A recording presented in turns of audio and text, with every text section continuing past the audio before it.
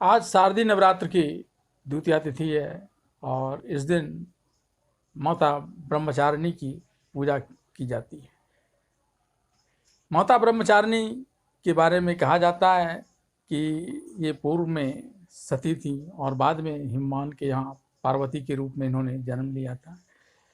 अभी ये थोड़ी ही बड़ी हुई थी कि एक दिन उनके यहाँ नारद जी आए और उन्होंने इनके पिता हिमवान को बताया जब कि इसकी भाग्य रेखा क्या कहती है।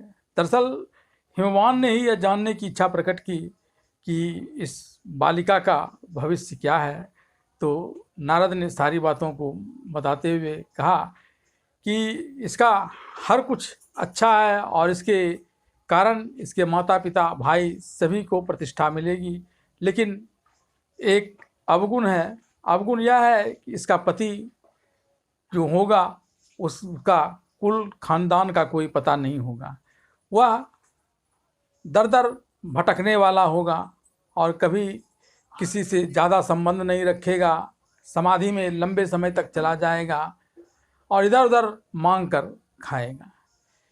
यह बात सुन हिमवान की चिंता काफ़ी बढ़ गई और तब उन्होंने नारद से इसका निवारण पूछा कि कोई तो उपाय बताइए, नहीं यही तो यह बड़ा अनर्थ हो जाएगा। तब नारद ने बताया कि ये सारे गुण शिव जी में मौजूद हैं और वही अवगुण गुणों की खान हो जाता है जब वह शिव जी के पास चला जाता है। तब इस पर हिमवान ने कहा कि लेकिन भगवान शिव को मना पाना इतना आसान नहीं है। तब नारद ने कहा, दुराराध्य पर अहिम अहिंसु आशुतोष पुण्य की यही कलेसु।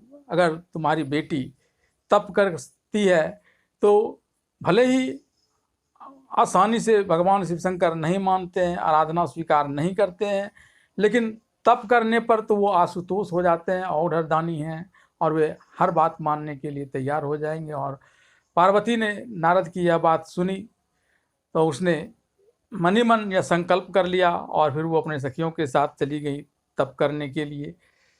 पहले तो ऊबड़ खाबड़ जमीन पर रहकर भगवान शिव शंकर की पूजा आराधना और तप करने लगी और उसके बाद भी भगवान शिव शंकर प्रसन्न नहीं हुए तो उसने जो पहले वो फलाहार किया करती थी उसे छोड़ दिया और पानी पीने लगी। हजारों वर्ष तक ऐसे ही उन्होंने अपनी तपस्या की, लेकिन भगवान शिव शंकर इस पर भी प्रसन्न नहीं हुए तो उन्होंने बेल पत्र खाकर तपस्या करनी प्रारंभ कर दी।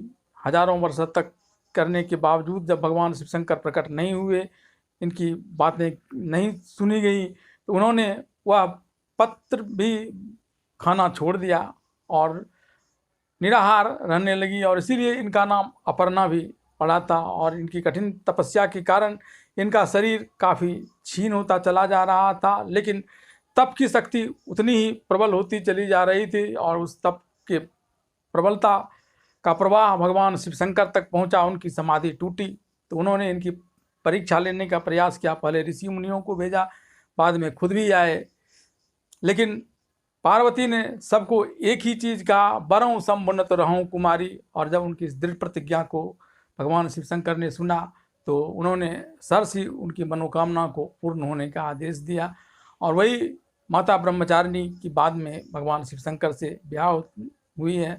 माता ब्रह्मचारिणी की पूजा करने से लोगों में सात्विक प्रवृत्ति का विकास होता है, क्योंकि उनके एक हाथ में जप की माला है और दूसरे हाथ में कमंडल है जो शांति का प्रतीक है। तो शांति और समृद्धि ये दो चीज़ें माँ ब्रह्मचारिणी की पूजा करने से लोगों की पूरी होती है। कहा जाता है कि ब्रह्मचारिणी मंगल की नियंत्री देवी है और मंगल पर उनका नियंत्रण होता है। जो कोई भी माता ब्रह्मचारिणी की पूजा करते हैं उनके मंगल ग्रह जनित जितने भी कष्ट हैं वे सारे इससे दूर हो जाते हैं। माता ब्रह्मचारिणी को स्वाधिष्ठान चक्र के कुंडली को खोलने वाला भी कहा जाता है और इनकी पूजा करने से स्वाधिष्ठान चक्र खुलता है, जिस कारण जो गर्भ के समय ही लोगों बालकों में जो अतीत और भविष्य की तमाम चीज़ें गुप्त रूप में संग्रहित रहती है कुंडलिनी के रूप में, वह कुंडलिनी धीरे धीरे खुलती चली जाती है और उसके मन मस्तिष्क का विकास होता है, सत्य और दृढ़ संकल्पित होता है और जो भी उसके मनोकामनाएं होती हैं वह पूर्ण होती हैं।